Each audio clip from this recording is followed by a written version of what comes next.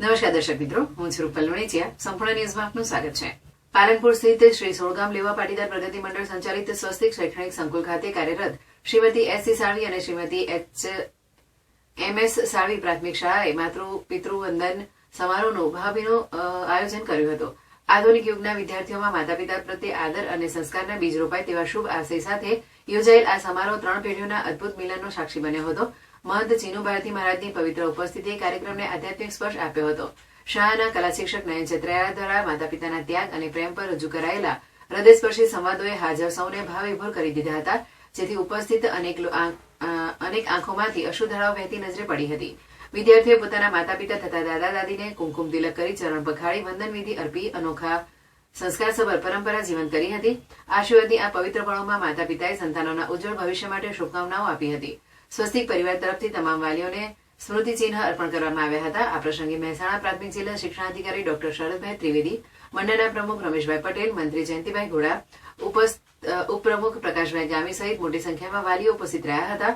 મંડળના પ્રમુખ રમેશભાઈ પટેલના માર્ગદર્શન હેઠળ આચાર્ય રવિન્દ્રભાઈ મેણાત, મહેશભાઈ પટેલ, ઉપાચાર્ય રંજનબેન પટેલ તથા સમગ્ર સ્ટાફના સહયોગથી કાર્યક્રમ સફળતાપૂર્વક સંપન્ન થયો હતો. સાથે આ સમારોહ સંસ્કાર, શ્રદ્ધા અને લાગણીઓનો અનોખો સમન્વય પણ જોવા મળ્યો હતો.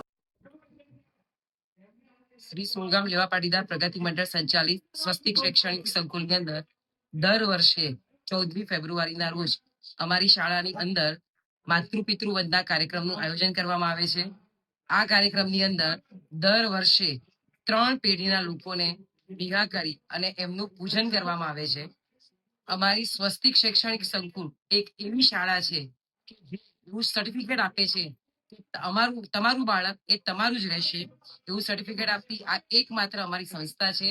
અહીંયા બાળકોને શિસ્ત, સંસ્કાર, શિક્ષણ અને દરેક બાબતની અંદર અવ્વલ નંબરે રહે અને વન સ્ટેપ હેડનું સૂત્ર સાકાર કરતી અમારી આ સંસ્થા છે.